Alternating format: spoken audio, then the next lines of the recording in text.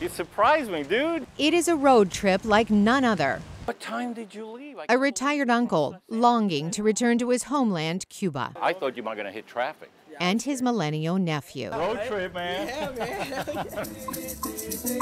Carlos Gonzalez grew up in Cuba. One side of his family supported the insurgent Fidel Castro, the other, dictator Fulgencio Batista. One early morning before dawn, at age 13, he and his family slipped away from the communist island and came to America. And now, more than half a century later, with the opening of the embassy in D.C. and Havana, Carlos is ready to return for good. It's a sense of belonging. It's a sense of not knowing, knowing that, hey, your ancestors were born here. You have a history here. It's who you are.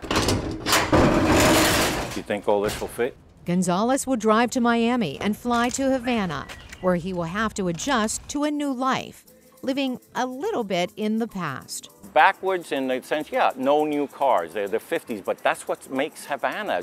People want to go back to the 50s. Why do you want to go to a mall or Vegas? Let's do it.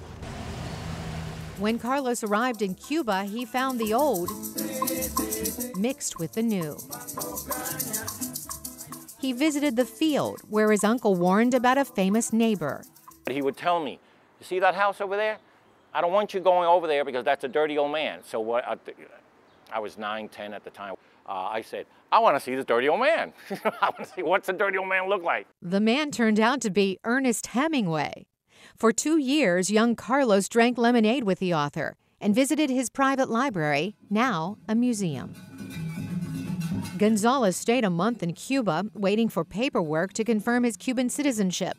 Once done, the videographer wants to create a living history of the more than 1,000 Cubans who are over 100 years old. I said to myself, my God, these guys know Cuban history. From, they were born in the Spanish-American War and they lived it.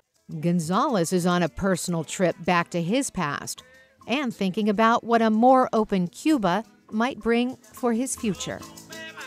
Carolyn Presutti, VOA News, Washington.